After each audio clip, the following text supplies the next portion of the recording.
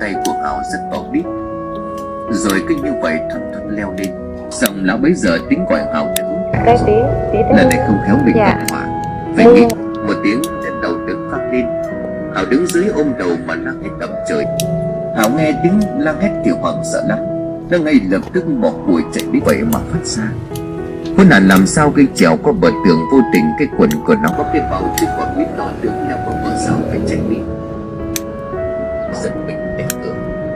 Và lát sau nó nhìn lão ta đang ngồi hí hửng bổ quýt. Ở phía bên kia bà Ngắt đang ngồi cười cười để chờ đợi. Bà có biết em lo lắng cho bác như thế nào không? Mà bác kinh nhà dậy gần đỡ nó rồi an ủi. Thôi, tao biết mày lo cho tao. Tại một căn nhà nhỏ ở cuối làng có những tiếng hô hào nhiệt tình lắm. Trong đó có thể nhìn được một con kiến cực mẹ trong ngày cho nằm nghe về những ngày đó lên thân sắc đau đớn đứng dậy. Tại một căn nhà nhỏ ở cuối làng có những tiếng hô hào nhiệt tình. Lời thở dài cho đến tận ngầm nhỏ nhỏ cho biết bài bạc trong làng mình không? Cái thằng đó ai chắc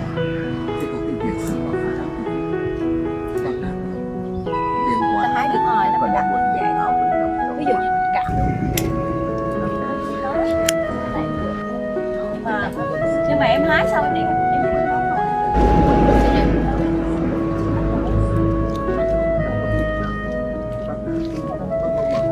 muốn về bác trên làng nên đã còn suy nghĩ kinh thường để nhận bóc của điểm chú. Nên lập tức phong quỷ.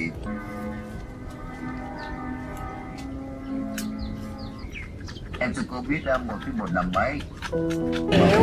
còn đây là nho đỏ. Về đến nhà Giờ bé được mẹ cho con một trái thôi. Ui, cái kia đâu?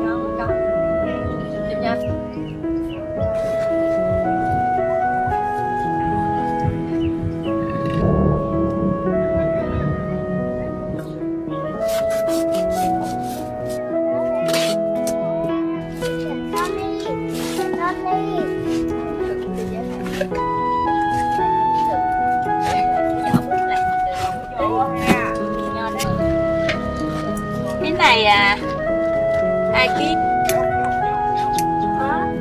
Ở đây cũng được. Nhà nó bán ai mua, nhà không có giấy tờ bán ai mua.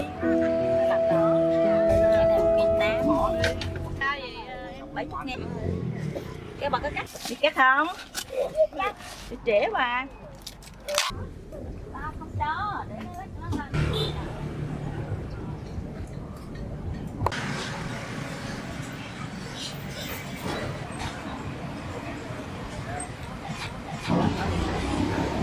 Ôi, một cái bánh lăng của con nè.